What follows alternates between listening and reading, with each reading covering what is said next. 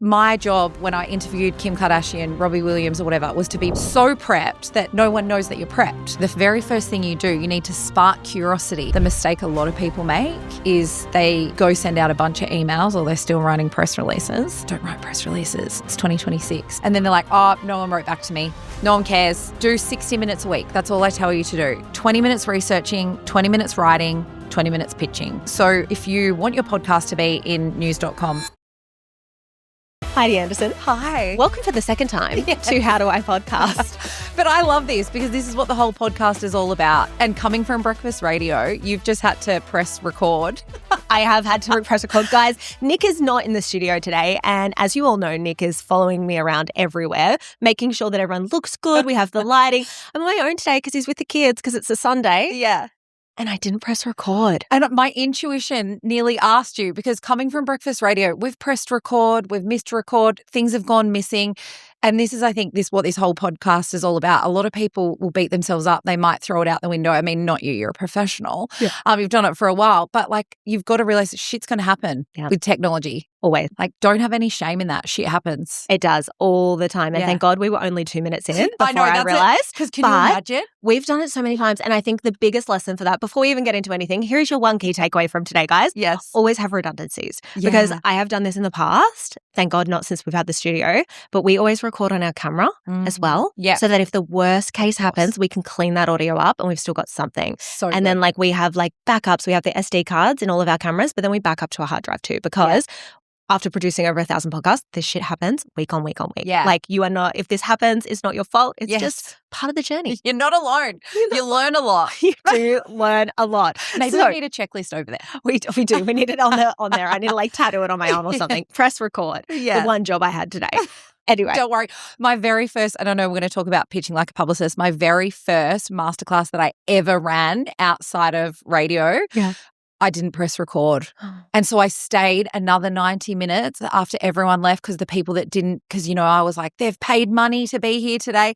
And then I recorded it again. And you can imagine the energy and And just trying to do it again. Like it's once you've got that one take and then you're trying to say it again and you're like in your head, you're like, what did I say last time? It's like voice notes. Yeah. I always do that. I'll like record a voice note and for some reason it will stop and I'm like, oh, that was so good. That was so good. How do I get that moment back? Yeah.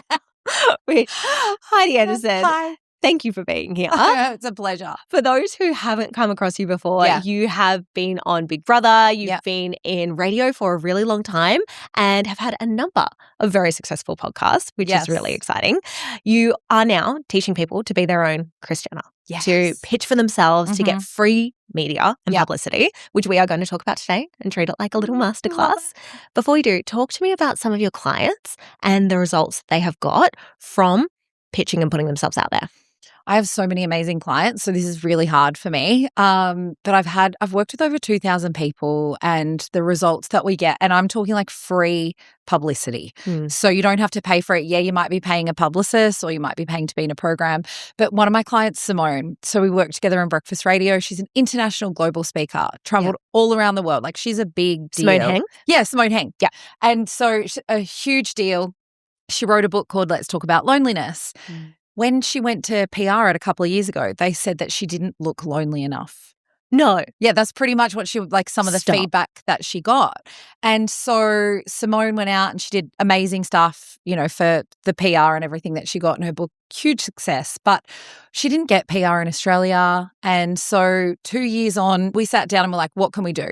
And as an expert who talks about human connection, the biggest thing we looked into was Loneliness Week. So we pitched her for UK media and Australia. We got her on Good Morning Britain.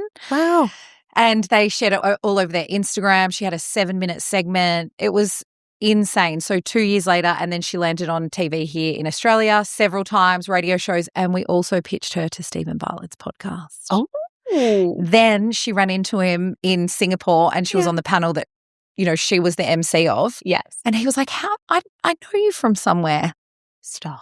And so nothing's been locked in, but I'm like, Simone, it's going to happen because she's amazing. She's amazing. And it's funny how this is the hardest thing I find of pitching myself or pitching other people. I'm like, some people just don't see the gold in the person or the moment because they're so about themselves. Like that you might be pitching to a host on a podcast or whatever, and they're like, oh, I can't see how that fits because I want to tell this story. And I'm like, oh my God, what about this? Yeah. They're not thinking, so I have so much to say. I am so excited already because we're only a few minutes in, and something I can hear that you just did then was like find the moment where they're going to be relevant. Find that angle where they're going to be the perfect fit for that. Yes. Because the angle of Loneliness Week, they're like, oh, of course. Yeah. You've written this book. Like you're the only person we need to have on. Yeah. Whereas as you said previously, she was trying to pitch and people were like, well, like, why? Yeah. And I think too, and this is the thing, like I work a lot with authors. I've published my own book myself, but a lot of the success that I've had is with authors. A lot of people go to pitch the whole book. That's the problem. Like when Jess, another client with Results, Jess Williamson, she's a business coach, awesome legend. I helped her get a book deal, and then all she wanted to do was get on TV, have that moment. And to tell you the truth, like your book, most people aren't probably going to buy your book that are watching TV, but that's the moment that it's like, oh my God, post this on your social media, on your website, and everyone starts going, oh, she's the real deal. Oh my God, she's been on TV. Anyway, we pitched one sentence from her book. Really? Because that was the hook, not the whole book. There was one sentence. So yeah, I've had so many results. Like, I don't even know where to begin. I've had clients in New York Post. I've had them, like one client just overnight, we wrote one article in Kids Spot here in Australia. And then the next day it was a coffee hack, how to save a marriage. And it went all around the world. I'm talking every tabloid around the world ran it at Christmas time because I was like, most couples get divorced after Christmas. Like, I know these stats from Breakfast Radio. I have the most random stats and days. Of course you do. But I think that's why I'm so good at helping people pitch themselves and PR themselves, because I have all this stored in my memory from working as a breakfast radio host, because we had to create content around dates, and like I've heard the wildest stories of my life, so I know where you can go and play, and like what they'll be working around dates, and so I've got some random shit in my brain, which is exactly what you want as a podcast host, because those are the things that kind of stand out. Like we have a lot of shows for clients that we'll actually like just pull as many statistics as we can for those particular shows, because they're like sciencey kind of shows. And the more you can weave through, the more you can teach someone, the more they're like, that will stick with them. And then that becomes the thing that like when they go to a barbecue or they go to see friends, they're like, did you know? And they feel smarter. They feel like more excited. So you become memorable. Because that's a brilliant hack around stats and those. Well, use those stats and then pitch that story to the media, because the media are like to make it newsworthy, right? So you can become the news just by using stats. So if you pitch to them with like, say, a story that's like not relevant right now, it was maybe 7 years ago that I had something happen to me. How can you make it relevant right now? Find some stats and common ground around it and then push that in. And it's like, that's how it becomes newsy, because then they can run the stats. Yes, of course. We're going to talk a little bit later around. I'm like, can you tell I'm excited? She's like, I've got so much in my brain. Have you got all day? Have you got your pen and paper? Because I want to talk to you about like journalists and their motivation and how you can really make sure that you're pitching something that gets them excited. Because they have KPIs, they have targets, they have things they want to hit. So we're going to talk about that. Before we do, let's go back to the radio days, because I don't want to skip over this for a couple of reasons. One of them, you have interviewed Kim Kardashian, Katy Perry, Robbie Williams, so many other Ellen DeGeneres. Like I got one of the only interviews in the country with Ellen DeGeneres because I stalked her on a red carpet. My team made me dress up in an outfit, and she loved my outfit. But the audience chose the outfit, so they came along for the journey. What was the outfit? It was, oh my God, it was so ugly. It was a Newcastle football outfit, so for the rugby league. So it was at the Newcastle Knights. And I remember being so nervous, but this is what we did in radio, and they flew me down to Melbourne, and I remember getting changed in the bathroom, putting on the Newcastle Knights outfit, thinking, oh my God, I look like such a dick, which is what most people think when we're pushing outside our comfort zone, need to make noise. And I remember thinking, oh, she won't talk to me. Like, what did she do? She beelined me, because everyone else was in suits. Everyone else was in tie. And here's this random girl, blonde hair, probably humidity hair like now, like, oh my God, I'm so nervous. And she came straight over to me, and I was like, Ellen DeGeneres. I can't even remember what I asked her, but then I got the worst selfie in history. It was so. I think I've seen this actually. Yeah, Christian Hull, who's one of my really good friends, an amazing podcaster, but he was like, Heidi Anderson, that is the most disgusting photo I've ever seen. And I'm like, thanks, mate. Thanks. Like, thanks for making me feel good about myself because I've got as you can imagine, when you do a selfie with Ellen DeGeneres, you're going to want to share that everywhere. Lucky for me, I didn't mind my 20 chins in the photo, but it was just really unflattering. And there's Ellen DeGeneres looking so beautiful. But the next day, I'm a host of a radio show, but I was interviewed by every single radio show in the country because they couldn't get her, so they got the next best thing. They're like, hi, yes, it's me. Welcome. I got 3 minutes with Ellen DeGeneres. That is incredible. Yeah. So I've had some awesome moments because of radio. You have. Talk to me about like the 5 minutes before you jump on air with these people, because I would be hyper. Like I still do today. Yeah. I'm like, oh, I've got this person coming on. What do you do? Yeah, well, sometimes that's exactly right. Like you do, because you're genuinely excited to meet this person. Maybe you've pedestaled them. But my job always was, how can we make noise for this person? How can we get attention outside our radio show as well as in our radio show? How can we have an interview that's not like anyone else? So Kim Kardashian, when she came to Australia, we didn't want her to sit down and have the same interview over and over again. And so it was like, okay, well, what can we do with Kim Kardashian? So the 5 minutes before, what I always do is I'm like, what did they last share on social media? Because no one else is going to have that. In the last 24 hours, what was on their stories? So I was always checking, like, what was the last thing they said? If they were on a podcast before, what was or a radio show, what was the last thing they said? And what would I have said after that question that they didn't get asked? Because a lot of the time, and I'm like, just listen. And this is the training that I had when I did my first interview as a breakfast radio host. It was terrible because I was thinking about the next thing that I was going to ask. I wasn't in the moment and I didn't trust the process. I had all of by the time I finished radio, I have all the research in the back of my mind, and I know how to interview people now. But when you first start, you're like, you don't trust yourself. No, we say that all the time. And everyone's got like their little cards. Yeah. And they're great. For some of them, I'm like, throw them away, because all they're doing is like, okay, you've answered that question. I'm going to go to this one now. And it's like you miss the gold in there. Like you want to go over. We always used to talk about like when your co-host or a celebrity would take you off to play in the playground. That's what you want. And then you just got to know when to come back as well. And it is an art and it is a craft, but I was terrible at it when I first started. Like I said, I'd be like, okay, what's the next question? Oh my God. And so they felt like there was no chemistry, there was no flow. But my job when I interviewed Kim Kardashian, Robbie Williams or whatever was to be prepped as fuck. Like be so prepped that no one knows that you're prepped. Yeah. And that's how we used to do our radio show as well. Like we were so prepped. Yeah. Everyone knew kind of like structure in our heads and so when you interview Kim Kardashian, like I'm like, okay, well, say if it was tomorrow, I'd be like, well, the last interview podcast she did was pretty much Chloe's, her sisters. And they did some really epic stuff. But I'm like, well, what about this Chloe? Like, I want to go the next. And maybe Chloe didn't ask because she wasn't allowed to. Talk about like where they are as well. Like be in the moment. Yeah. Because if she's in Perth, then, has she got a selfie with a quokka? Like on Rottnest. Do you know what I mean? And then you know that the West Australian's going to run a story on that. So there's always that secondary angle underneath that. But we went viral with Kim Kardashian. And why we went viral with Kim Kardashian is she was here to promote her perfume or whatever it was that she was promoting. Yeah. 50 Shades of Grey was huge at this time. Now, 50 Shades of Grey is very sexy. We knew that Kim Kardashian had been sexy in the past. So we were like, how can we get her? And then we're like, well, she wants to talk about her perfume. So we got her the script of 50 Shades of Grey. And then in the sexy kinky parts, we inserted her perfume. And so she just read that out, like 30 seconds. It went on Entertainment Tonight, everywhere. This little Heidi Will and Woody show in Perth. But it was this one moment that no one else in Australia thought of that. Because your job as a breakfast radio host is pretty much PR. You want people to listen so that then they can sell the money, they can sell the ads, make the money in the buildings. So we were always thinking, how can we serve our audience, give them what they want, and then take it to the next level?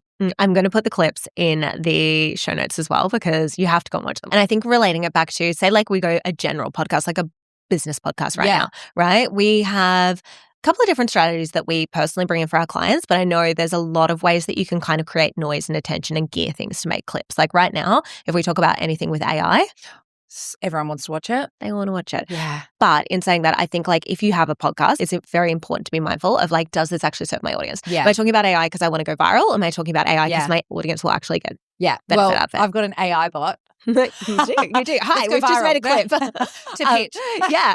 But on that, with Kim, or anyone that you've interviewed, a lot of people, more so if they're not bigger celebrities, I find like people that are kind of in the middle, some of them will automatically default to PR mode and they'll just be answered with the same thing that they answer all the time. And these guys are on a circuit, right? Yeah. Like they are so well media trained and they're so trained to say the same thing with the key points that they have to say. How do you knock them out of that? Oh, I think it's connection beforehand. But I too, like you, am a human. So some people I was really nervous for. Some of my favorite ones were like when we would go interview, say, James Blunt at the arena. We got flown around the world to interview some of the biggest names like Rita Ora, and they were the moments because it's like we're coming into their world, so they're more relaxed. When they were coming into the studio, they would come into our world, so we had to make them feel welcome. And you can do that even in a lot of people will still be remote recording. Yeah. And I think the mistake so many people make is they'll jump onto the remote recording and they'll just be like, okay, cool, we're recording now. Yeah. It's like, no, like, don't ask about the weather, but like, yes, just start to chat. But press record from the start, only because the gold sometimes is that's what you can use in the trailer, or that's what you can use in the hook, or that's what you can use in like this happened behind the scenes. Or you might go, oh, do you remember when we said that at the start? And then you might play that clip. Yeah. Like that's how my brain always works. Like I think too what I love about podcasting now is they are taking a lot out of radio. When podcasting first started, it was literally just talk for 45 minutes or whatever it was. Don't insert this, don't insert that. Yeah. Coming from breakfast radio, we were always like, not just with celebrities, how can we take this break to the next level? So how can we add a little bit of, you know, what Kim Kardashian said on her stories at the start of the break and be like, Kim, what does this actually mean? Do you know what I mean? So that you're going on a ride as well. Like, and I feel like podcasting is there now. Yeah. But when it first started, it wasn't. And so what are some things that you did take into your podcast and didn't? So what did it? So let's think about first-time parents. I recorded that on an iPhone.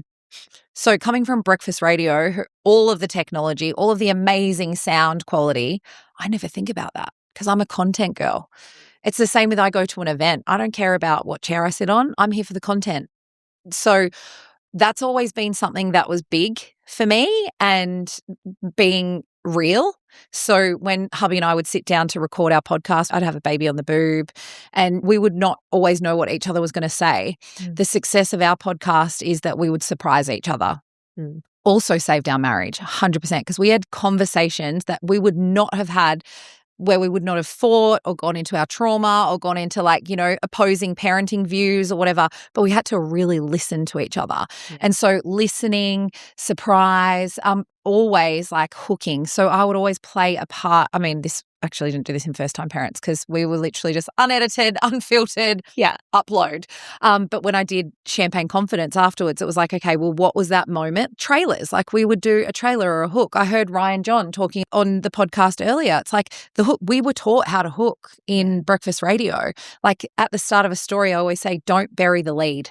And same with pitching, right? So I was walking home from my car running out of fuel and I found a dead body. True story. And you're like, oh my God. So that's actually I hate to say this, but that's the punchline. Like this person's dead. And you're like, what the fuck? How did she find the dead body? Yeah. But if I didn't start with that, you know, we become good storytellers but the hook is always usually somewhere in the middle of the story or the end, and then you bring it to the start.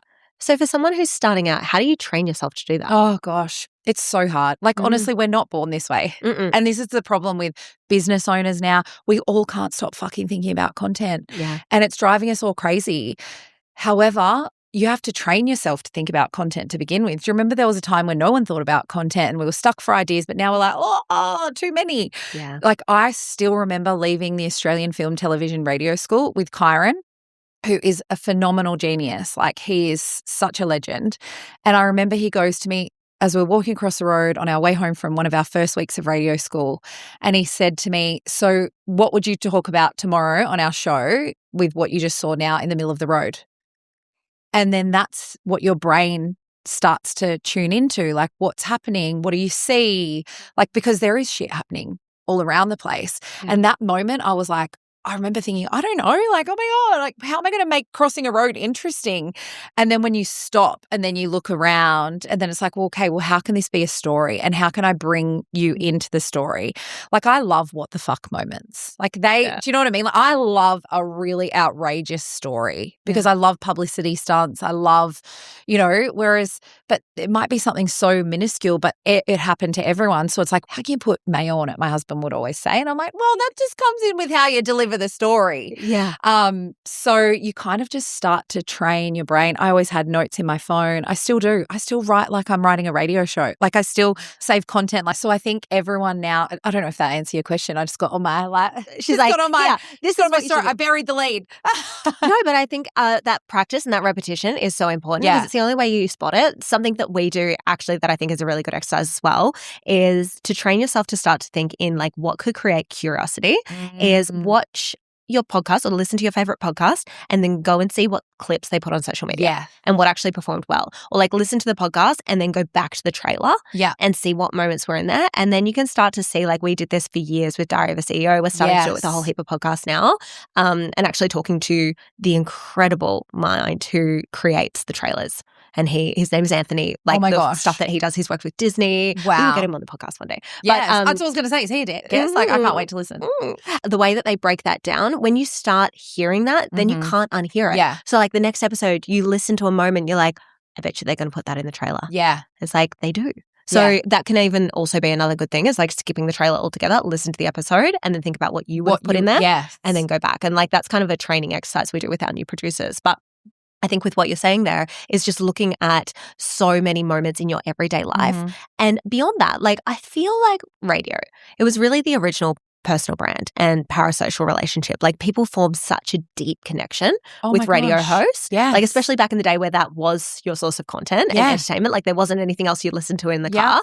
And a lot of people don't bring that into podcasting as much as they could. So serious. Either. Yeah. Like it's so serious. And I think that's why there's many different shows that are successful for different reasons, but Diary of a CEO, it's the humanness in all of us. Like, okay, well, everyone is talking about AI at the moment, so how is it going to take over the world? That's the hook, right? Yeah. And then like Ozempic, like is it making us all sick? Like, do you know what I mean? Because maybe a lot of us have thought about, well, should I take it? That's what they're bringing out. And I think as breakfast radio hosts, we came in and we had to talk about what our listeners were talking about. But I was a woman in my early 30s who was starting out a new relationship. So I would come in and just talk about the stuff that most girls would go, oh my God, she feels like my best friend, that they were having the conversations with their girlfriends. And I think with podcasting, a lot of people, especially business, and I think this is why we had like so many people just start recording business podcasts, but they didn't succeed. They might have only sit at the 200 jail because they were just getting on there and just interviewing people that they wanted to interview and not really prepping,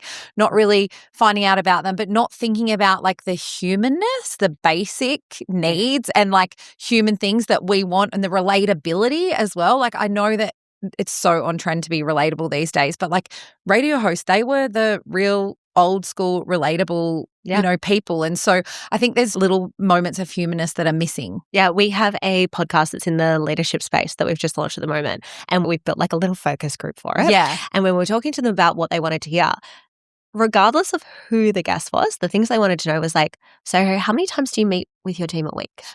Basic. And in that, what sort of things are you discussing? Yeah. And we're like, shit.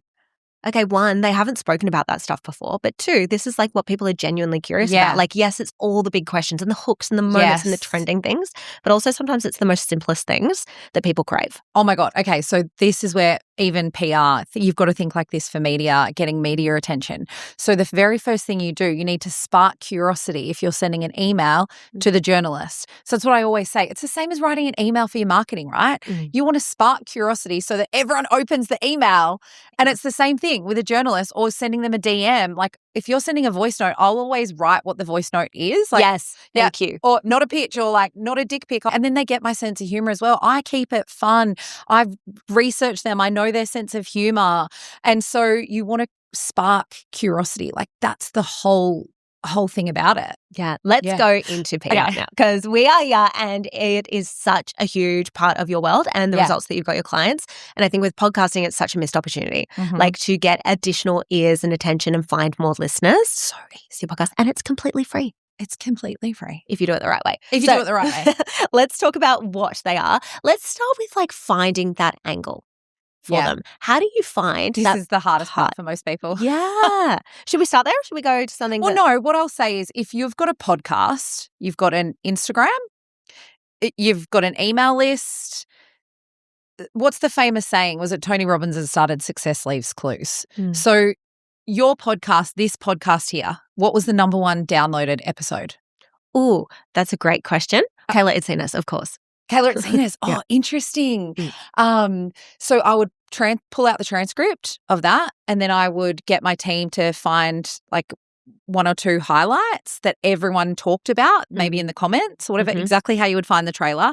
And then I would go, cool, let's send that to the Courier Mail. Let's send that to, Health Fitness Australia and turn it into a pitch. Like Kayla Itzinas was on the How Do I podcast, and this is what she stated, and then pull out the headline. So this is the thing that most people miss. They think they've got to recreate stuff. And it's like, no, you've probably got a million angles sitting on your Instagram, your email list. So I'm always like, go to the most open email. Can you turn that into a pitch? How I get most of my media now as someone who still pitches to the media is anything that's going off on my social media. Like my dad, the most recent post I wrote about, my dad's got dementia. And where I just spent a month with him and I started cleaning out his wardrobe. And do you know the one thing everyone asked me? Oh, so does he remember you? I'm like, that's not dementia, actually. That's right at the end. We've got years of not being able to use the microwave, not being able to use the TV, like so many different things, like not being able to drive. So he's lonely. And no one talks about those intricacies. So I wrote about that and how I'm now the mother and my mum is now the carer and my brother is now the caretaker. And I wrote about that and it went nuts on my social media from all these people. So I'm like, well, if they're just seeing this on my social media, where else do I need to get this message out so other people feel less alone in their dementia journey? I'm going to write an article for Mamamia. 7.5 million women read that. A lot of women are going to end up with dementia, sadly, but also we're a lot of the time carers. And so I wrote pretty much almost exactly the same thing on my post. I sent it to Stacey, the editor, and she was like, oh my God, amazing. I had the proof that this story was going to go off because 2,000 comments or whatever it was, nuts. And so Success Leaves Clues. Yes. Okay. All right. Amazing. And so what about if someone doesn't have a huge audience? Like they don't have that testing or proof ground. What's the number one thing that someone just talks to you about? Like, what was that conversation that you had with your friends yesterday? They were like, but what do you do in your business? And how and like, what is those number one questions? Like I wrote an article on like, what time do you get up for breakfast radio? Because that was the number one question that I had. But like, it went nuts when I used to write articles for Perth Now and News.com because that's people, like you said, curious, right? They want behind the scenes. So it doesn't matter if you don't have a big audience. It's like, what is the thing that you're passionate about? What is the thing that makes you mad? What is the thing that keeps you up at 2 a.m.? What are your friends talking about? And I think a lot of the time we go, oh, why would they care after that? That's the next thing. Why would they care? And I'm like, because why would they care? You've got to make them care. And you've got to get them like, okay, well, why do I care?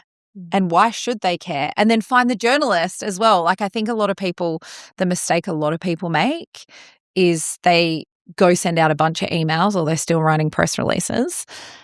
Don't write press releases. It's 2026. But they send out a whole blanket email and then they're like, oh, no one wrote back to me. No one cares. There is so many incredible women that I speak to that have a lot to say on domestic violence. Number one killer in Australia for women. And so okay, well, who are the journalists that are talking about this? So if Carl's not talking about it on Today's Show every day, who are the journalists that are talking about this, that are going to give you a voice, that are going to, and I think that's where a lot of people don't spend time researching. They just go, oh, I've got some emails or I found this, send it out, or they'll pay for a list or whatever. And it's like, no, one of the biggest things I teach people in the formula that I teach them is research. get to know, find that connection, because not everyone is your person to tell the story or share the story. Not every place is right. Maybe because there's a bunch of trolls in the comment section. Not that I worry about that all the time. I'm like, that's not why you're writing the article. Think about the impact or, you know, the story that you're sharing on Today's Show or whatever. But I think that's where a lot of people miss the mark. A lot of our audience is from Australia. What are some of the places that they can pitch to? Because we've just spoken about journalists, but they all work for publications. And I feel like people don't even know the publications they can go to then find the journalist that might be their person. And let me just say first, if you're sitting there going, oh, but I don't know about mainstream media, it kind of gives me the ick. Yeah, me too. I worked in it. Like, but play the game. If you want PR for your business, for your brand, for your mission to take yourself to the next level, you need to play the game. And the first way of playing the game is be intentional of what you consume and where you're consuming. And so that's where I'm always like, you don't have to watch the news 24/7. That was my job as a breakfast radio host. So, I mean, it really depends, like getting intentional where you want to go. But Mamamia, it's the #1 women's publication in Australia. I've written for them since 2013. They were the very first people who ran my story when it went viral about my body image live on breakfast radio. And they have, as we know, millions of podcasts, millions of listeners, 7.5 million people read Mamamia, women, every month. So if you have a story that might not relate to your business, but you're like me, like with dementia, like that's so I want to I want people to feel less alone when they're going through this. Okay, so I'm going to go there. Kidspot, news.com. What I love about news.com is sometimes it's terrible news. However, it's the main source of news for most of the country online, but it's also a news wire. So say for why Aston went viral around her relationship coffee hack was because we pitched it to Kidspot over Christmas. Journalists from all around the world, they're burnt out. There's less and less of them. They've got to build all this content just like you and I. Yeah. So it's not like write one story in 2 weeks anymore. They're like literally writing 10 a day. So they're looking. And so they have a thing called Newswire. So news.com, Kidspot, that's linked to all news sources around the world. So straight away, if you go to somewhere like that, bang, you're in your New York Post. If it's a relatable story that they know is getting traction here, the Metro, Advertiser, like the biggest tabloids in the world. And then it's like, oh, shit, like they're all connected. So Daily Mail, a lot of people call it Daily Fail, but like do you know what can I say, like I still will do sit down interviews for the Daily Mail because I've built a really great relationship with one of the writers there and journos, and the headline sometimes is a bit like but again it sparks curiosity and then you read the article and it's nothing like as crazy as the headline might seem, but I don't have a problem when I found a journalist and build a relationship with them. I trust her. Yeah. And with that, I'll always say to her, can you read back the article before it goes live? They don't always do that, but I've built that relationship with her. And so you can do that. You can ask them to change stuff after they've published it. You can get them to pull down an article if you're not happy with it. Like the good girl in us sometimes is like, there's radio stations all over the country. There's TV, Today Show. So Today Show in Australia, the Today Show after the morning on 9 is Today Extra. And a lot of people get their books on there. So if you're a business owner or you've got a book there, and then the morning show.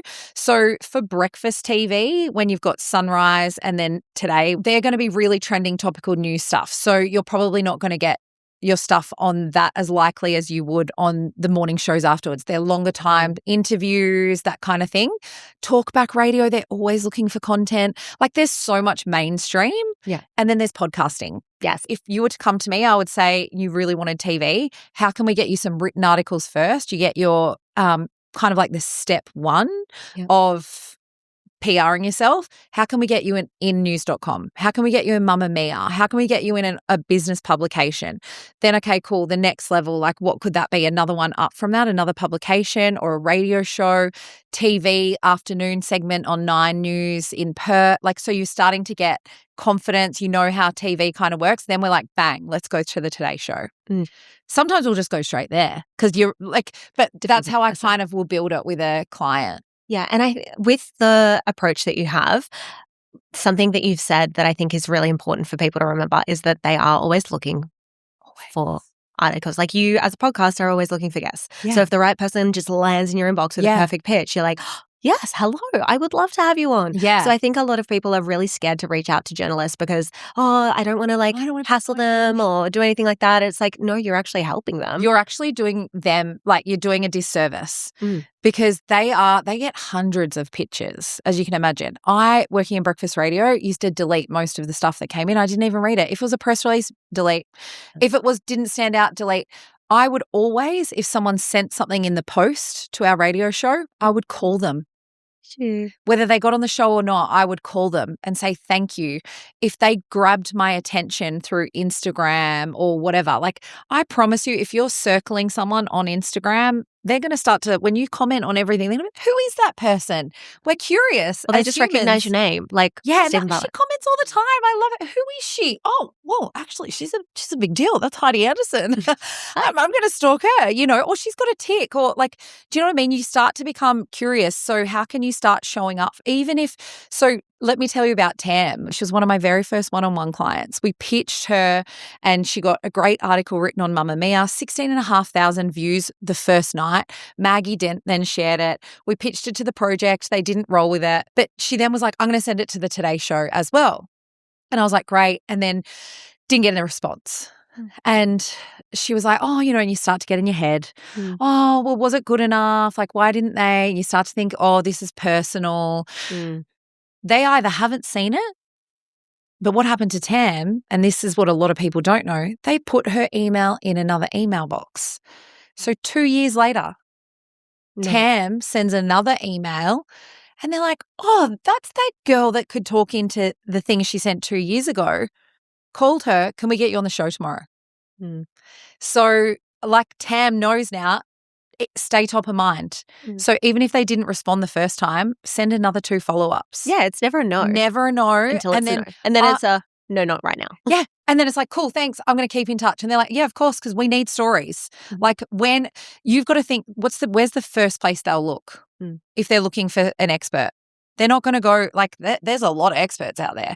So they're going to go to their emails. Has anyone ever sent me an email that? So they're parking emails into another box. Yeah. And that's what they're going through. And I think a lot of people, one, either won't send the first pitch, but then if they do and they don't get it, they're like, and I've got clients working through this all the time. Can I get feedback? I'm like, not on the next pitch till you've already followed up this one. You got to follow up. Like, pretty much, I would say this, 95% of the success that I've had is through a follow-up. And that is because either they've said yes or they've said no, and then we've circled back to another topic.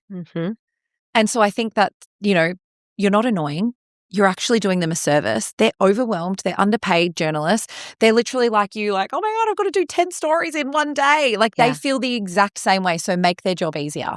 And how do you make it stand out? I know you spoke about the subject line before, but like what else can people do to make sure they capture the attention? Well, really knowing where you're pitching. So Sam Mack is one of my good friends on Sunrise. He's the weatherman, flies all around the country. He was working in breakfast radio in the 929 office before we came there. He actually goes through his DMs. So he's not the producer of the show, but he loves creative people. He loves business people. So he goes through his DMs. And if someone sent him something creative or they've written a song or this or that, he sends them a message. And so he's starting to bring, his bank and thinking TV, right? Should you send a little video? Because if you're not showing up and telling your story on social media, but you think you're ready for TV, you might be. But where's the first place they're going to look? Your Instagram. So can she speak on TV? What experience does he or she have?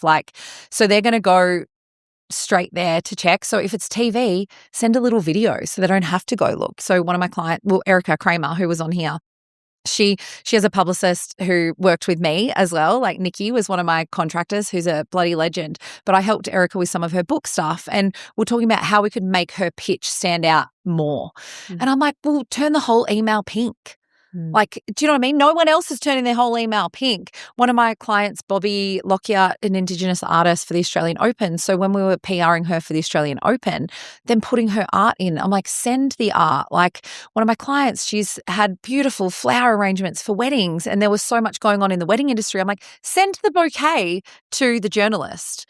So you know what I mean? Like knowing who you're sending it to. Well, okay, she writes on weddings, so let's send her a wedding invite. And then it's not really, it's like a wedding invite to do a story on me. And, so it's thinking outside the box. And yes, that may take time.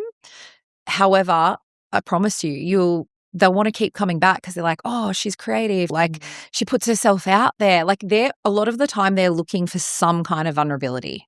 And with a podcast itself, right, it's almost like you've got a book, I guess. And so when you have a client with a book, are you going in to pitch the book? Or are you going in to pitch the person?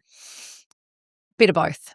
So, and this is what I always say, like if most of the time they won't want to run a story on your product unless Kim Kardashian has just bought your product and then she's put it on her stories without you having to pay $2 million or $10 million, whatever it is. And it's gone viral overnight. But they're going to go, okay, cool, the product's cool, but what is your story? And how can we connect with you? So a lot of people go, oh, do I have to have a sob story? Because I've done a lot of my stuff around big emotional stuff, but that's the impact that I want to have in the world. I want people to feel seen. I want people to feel less alone. Like that's why I do what I do. So it's like, well, what's the message behind, your thing that went viral? Like, and then it's like, well, how did you get there? And I think that's what we have to remember, like what's in it for the audience. The thing that I asked before I came on here this morning, what's in it for the audience? Yeah. Now, coming from breakfast radio, sometimes we got about ourselves, and that's been the hardest thing I've had to let go of because I love telling stories about myself. That's how I always connected with my audience. However, daytime TV, your book, whatever, like what's in it for the audience? Yeah. So it's not about you selling the book. It's about you pulling out something that the audience can go like, so what happened with her? She ran out of money when she was building her empire and she couldn't pay for a parking ticket one day. Then now she makes $75,000 in a day. So we couldn't pay for a parking ticket for $12 to now making $78K in a day. Straight away, they're like, how does she do that? Most people talking about money, like they're like, with cost of living, all these different things. But everyone's had a moment like that, right? Where it's like not making $78K in a day, but going like from this little thing that's like held them back and the pain that she felt. And then now, so it's like, what's the secret? And, she gets on there and her book is called Unstoppable Success. And so they're just going to talk to her about that one story and then ultimately it leads to her book. Then she posts that on her social media.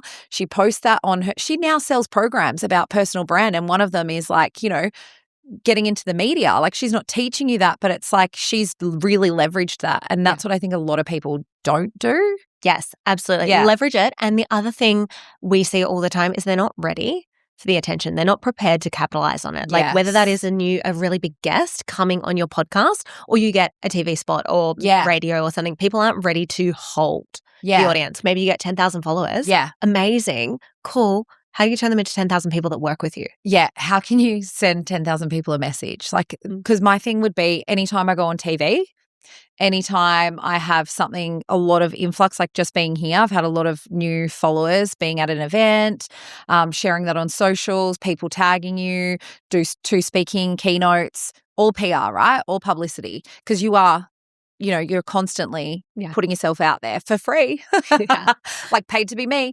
I will send people a personal message. Like I know you can do it in ManyChat now, but you can also just send a little voice message. Yeah. One of the things is like I used to talk to, I think you've had Tony on here who's like behind. She's been on another client's not on here yet. Oh, she hasn't been yet. Not yet. Oh, it might have been Taki because she works with Taki, but she's also like just a genius. She's one of the greatest women ever. And I remember when I was doing Studio 10 and she was like, well, what are you going to do? She was like, run ads like for, straight afterwards. And but I literally just try and keep it so real. The other thing I always say to clients is if you've got a written article coming out, well, people are going to come to your page. So what's the last thing on your page? Go do a live, but make sure your stories, like, so they feel your energy. Because in a written article, they're not always going to feel it. So like with Aston, I was like, right, 200, 300 messages overnight that she could get back to when she went viral around the world with her coffee hack. I was like, but can they feel you through those? So do a live. Steph Gorton, when she went viral, and she didn't mean to, Yeah. about a story that she told about her ex, I remember we spoke and she was like, well, what do I do now? And I'm like, you can own that narrative. Most people think that the media own the narrative. I'm like, no. Everyone that's coming to your page, you can create a whole new narrative. Because she was like, how do I turn this into selling my business now? Because it was about her personal story. Get on a live, talk about like, well, today, like you would have seen, gone viral all around the world, but this is actually what I'm doing now. Can you believe it? Like 5 years later, here I am with my man. Like, so I think a lot of people it's just little things like that you can do to leverage it. Yeah, and being smart and intentional with your setup of infrastructure. Like you've got your 3 pinned posts. One of them is how do you work with me? You have your link in bio, you have ads running through your podcast, or you're running paid retargeting ads. Like there's so much you can do to capitalize on it to make sure like when they land here, when they listen, and like what we always do for clients as well is we look at the episode that goes before and the episode that goes after. Yeah. And especially if something in the middle, if it pops off, you have to be so considered about what comes after it. Yeah. Because that's the thing that's going to make them stay or go. Yeah, that's so true. And that's probably where like there's still growth for me. Definitely 100%, because even Erica and I were talking about this yesterday with all the Bad Bunny stuff. Like she was obsessed with Bad Bunny on her social media. She got lots of great PR from it. But it was like that next post on her content had to be something that was like getting them out of it safely to keep people around, but also, hey, I'm still a business account. Yeah. So yeah, and that's something that I'm like, oh yeah, because we were just, when we were in breakfast radio, we're like, whoa, we got listeners. That's the target though, right? Yeah. Like that's what you were working towards, and that's what a lot of people still do, and that's great. Like that actually might be the goal for people that have a podcast. It's just if you have a business, it's like how do you make that connect back to? I would say like how do you leverage it on your own page? And like I always, with my clients, when I did Done For You and I was running an agency, the biggest thing I would always say is don't be paying me for PR if you're not going to leverage the shit out of it. Yeah. So why, if you're on TV, that needs to be front of your landing page. And then have a media page and then have, all the opportunities that you had. But a lot of people just let it go. Yeah. And I'm like, no, that's not how we roll. Like you got to keep leveraging it. And I say to everyone as well, keep talking about your media opportunities. If you've had one TV gig, you can turn that into 20 different posts. Yeah. But a lot of people think everyone saw it. No, they didn't. No. And like, how can we repurpose it? How can we do this? How can you create stories? How can you go live? How can you then turn that into an article? So that's what I love to do. Yeah. And the TV appearances, like your ideal listeners or followers or customers probably aren't going to be watching TV for some people. But as you mentioned before, it's the best opportunity to go like, oh, hey, she's been on TV. Like she knows what she's talking about. Like this is serious over here. What do you think about paid PR? Like the Forbes appearances and all the things that we see. Yeah.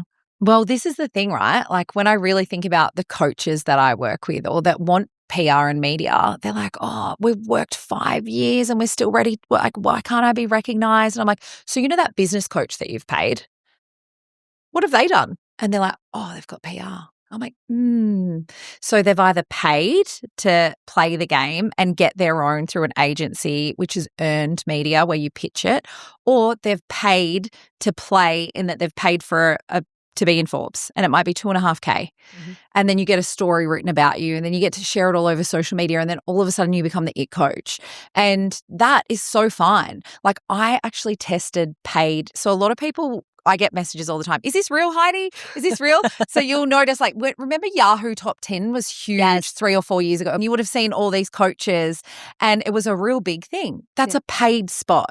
So they've gone, yes, they've found you, but they've probably messaged 250 people on social. They've got sellers in the DMs, which totally look like scammers.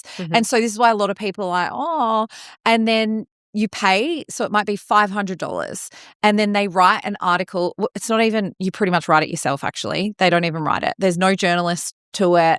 It's a paid spot, so it's advertising. And this is what a lot of people don't understand about PR and media. If my client, Jasmine, went and got that front page on Perth Now, if they sold that as advertising, that's $25,000. Yeah. If Jess lands on Today show in the morning for a 4-minute segment, that's like $30K in revenue that they would get from advertising. So that's why PR can go, oh, that spot is valued at XYZ. Yep. So paying for like paid media. That's why Forbes might be like, hey, you can pay us $2.5K for that write-up, and then we'll give you this and we'll give you that. Truthfully, when I did it, and I didn't do Forbes, I did, I can't remember. I've done a couple I purely test them for my clients. No traffic. Yeah. But however, if you feel like you need that and it's like a shortcut of $500 that you can pay to be placed somewhere, then go for it. Yeah. But for me, I'm like I watch, like I love watching, and then everyone's like, oh my God, congratulations. Like, blah. And in my head, I'm like, paid placement. Seriously. And it does look good on your website. Right? Like you go on your website, it's like as featured in, and there's 1,000 different publications. Yeah. But I also think so many people can see through that now. Like there have been people who have pitched to come on a lot of but we get so many pitches for podcasts, as you know. And we've got to talk about the podcast pitching as well. Oh, but like when I go onto their page, it's like as featured in, and then I go through and there's no engagement on their comments. It's like the people that pay for followers, right? Yeah. You can tell so clearly if you've been in this world, whether that is real or fake. Yeah. And the second you know it's fake, it doesn't matter who they are or what they said. It just gives me the ick. Like, yeah. I think like for me, I understand the game. So I'm like, sure, if you want to play it. And I've had clients that go like, just tell me how much I need to pay. I'm going to pay it because I wanted it yesterday, because they have a book or they have this or they have, and they know how to leverage it. So don't go pay for it if you're not going to leverage it. Yes, absolutely. And I think that's the whole point. Or just be honest and be like, hey guys, like I wanted to get some PR and so I paid for this placement. Like people are going to love you more. Like that's what I think, but not everyone's like me. And like I said, there's no shame in it. Like I've got clients that do that. But I also, for me, like that's the beauty of earned media. Like when you look at it like that, you're pitching the story in, you're working with a journalist who is really excited about sharing your story or that mission. Like there's something about it where it's like free publicity. Oh my God. And then the beauty of something like that is it can go viral and it can be shared everywhere, and you only ever had to pitch once. Yeah. And that's pretty cool. So let's wrap all of this up with a bow. Yes. I want to do like a little mock scenario, right? And it's going to be difficult because we don't have all the details about this person. But say someone has like a business podcast, right? Yeah. There's 1,000 million business podcasts. They want to get PR. Yeah. Because they want to grow the audience for their podcast. That is their main like objective with this. It's not so they become famous or anything like that. They want more people to listen to their podcast so that they grow a bigger footprint. Where are they going to start? Well, I guess that's the thing. Like, where are you listening to other, like, and this is the thing I think too why I love podcasting so much, is it might just be another podcast that you need to get your ass on, that you need to pitch. But I think sometimes as hosts, we're like, oh, we don't need to. We've got our own podcast. And it's like, you might need to go on this podcast, and that's where your whole audience is. I think people don't think about enough is, you know how with car sales yards, like most of them sit next to each other. Why? Because everyone walks out the front and they're like, oh, Mazda or Toyota or Holden. I don't think Toyota and Holden are around anymore, but can you tell I grew up in Mount Panorama in Bathurst? I'm a Holden girl, just FYI. But like they're all lined up next to each other, and I love collaborating. Like this for me is like, cool, we're going to do a collab on our Instagrams. We're going to both do that. Most podcasts don't do that, and they don't see how they can really utilize each other and use each other's audiences. Like that's what you're doing. You're borrowing someone else's audience. When you're pitching yourself to TV, you're borrowing their audience. So I would get really intentional, and like maybe it is a podcast. You might need just one to bring in 20,000 new listeners. So one of my clients, Donna, she came on our podcast, First Time Parents.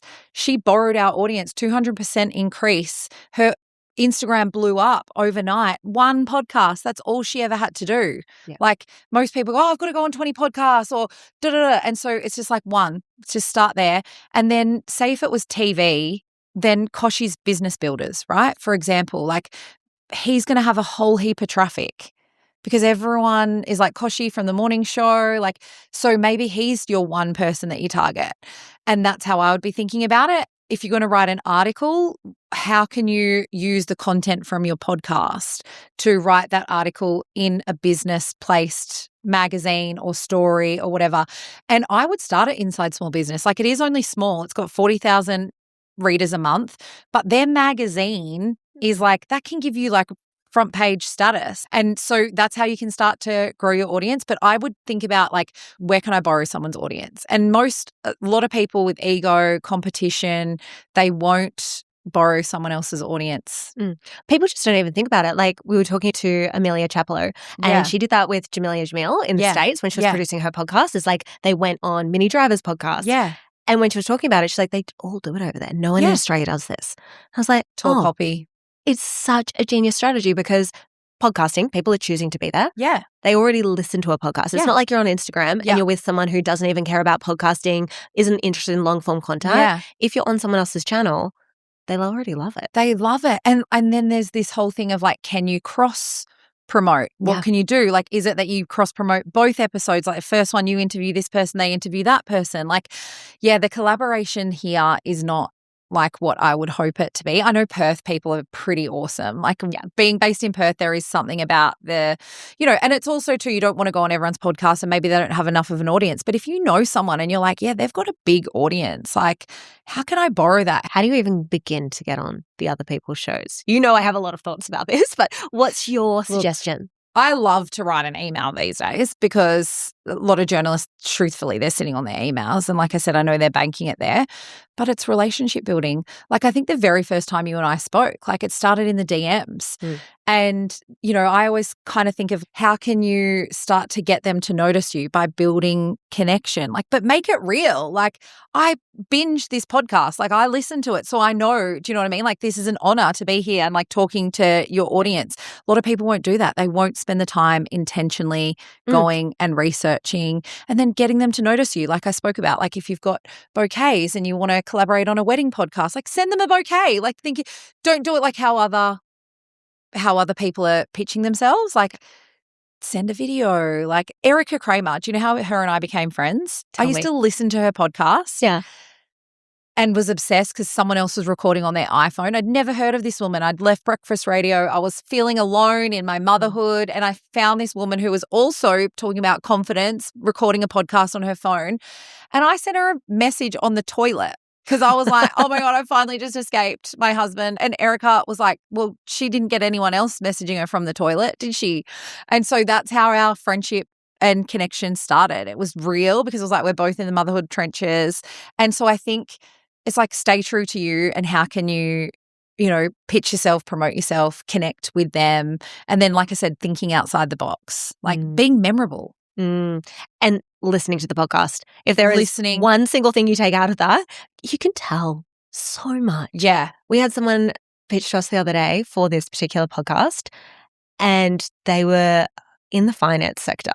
And I was like, I'm not really sure how this is going to benefit our audience. I mean, are you going to get us like investing? Talk to us? Yeah. I was like, or talk to us about like budgeting.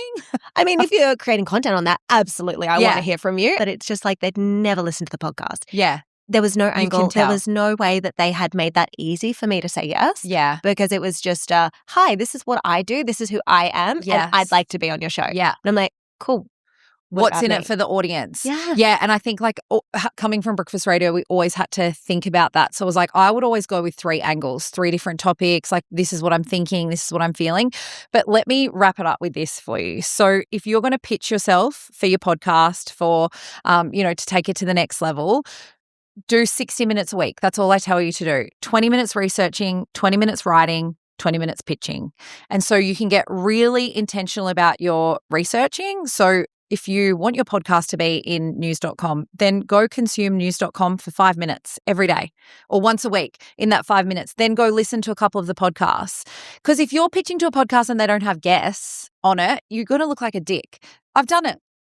I've done all the mistakes. Yeah. I've done every mistake that you can think of. Yeah. But I'm still putting myself out there. And then, 20 minutes researching, 20 minutes writing. So getting together the pitch or recording. But if you're on a podcast, like, can you create a little podcast for them to listen to with your pitch in it? Like there's little ways that you can be creative to get them to notice you and so you stand out. And then the final thing is 20 minutes pitching. I don't care if you don't get a response, but you just get in the habit and do the reps. Yeah. And that's how your confidence comes. Tell me, what is the one podcast that is regularly on your rotation and why do you keep coming back to it? Okay. I haven't listened to many podcasts recently because I went through like a whole phase like where I just consumed so many. But yours, thank you. because I'm in the midst of building my own podcast myself, Radio Game Changers at the moment. I feel like Craig Bruce is someone that you'd want to get on the podcast. So he is like a radio legend. He used to be Kyle and Jackie O's manager. He was also mine, in the radio world. Craig's got the in. So he's texting people, different people, and he's in his 50s, like he's consulting now, but his podcast is popping off. Like I've literally downloaded it for the plane. I'm like ready to go. I'm a bit of a spiritual girl as well. Awaken. I don't know if you listen to Lucas and Hella on their Awaken. God, my brain so them, but Erica. Yeah. Love that. It's some good recommendations in there. Yes. I always love when we get new podcasts in there too. Thank you so much for coming on today. It has been amazing having you on here. And I know there'll be so many people who are like, yeah, cool, this is wonderful, but I still need help. Yeah. So tell us, we will pop it in the debrief, but where can people find you? Look, most of the time I'm hanging out on Instagram @_ Heidi Anderson. Effed that one up, but there's an underscore, so @_ Heidi Anderson. And I'm just so passionate about people sharing their stories, and that's why I love podcasting. That's why I love people pitching to the media. So just send me a message. I would love to know what you got out of today, because that also gives me clues of like, whoa, what do I need to speak more about? What should we talk about? And watch this space for the podcast coming very soon. Oh, I need a name. Can you slide into my DMs with a name? Oh, okay. Hang on. Let's give this 1 second. What is the podcast going to be about? Okay, so are we announcing it? It's still a work in progress, but it's hard because I'm like, I've got it all in my head, but basically I'm someone who is scared shitless, but I still do the thing. And so I'm scared of everything, but I still do the thing. And so I'm still scared of getting rejected from pitches, but I'll still send the pitch. I'm scared of when people see me in my bras and undies, but I'll still get down to my most vulnerable. So it's kind of like the permission slip to keep doing. It's going to have guests. Like everything I've built is through courage. And so I'm going to be stepping into courage with you, interviewing, amazing people and telling stories and sharing stories. But it will be for women who are feeling alone and they're like, I'm alone in business. Okay, give me the courage. What do you do? How did you feel the fear and do it anyway? Women who are like in motherhood or in their 40s, they've got aging parents. So I want to build it together like a radio show, which is probably what's stopping me, because it's like I need a whole fucking team. But you don't. We know this. Okay. All right. Cool. What do you think about that? I have lots of thoughts. We will talk. If you have any thoughts, let her know. But I'm open. Watch the space, because I think that's going to be amazing. I think there's definitely going to be so much opportunity for connection, and especially with AI and so much content out in the world. There's like a lot of people are just going to give up. Yeah. It's like, what's that thing that makes you keep going too? Yeah. So I think there's some really cool angles you can pull off that. Thank you. I love you. Thank you so much for coming on. Yeah.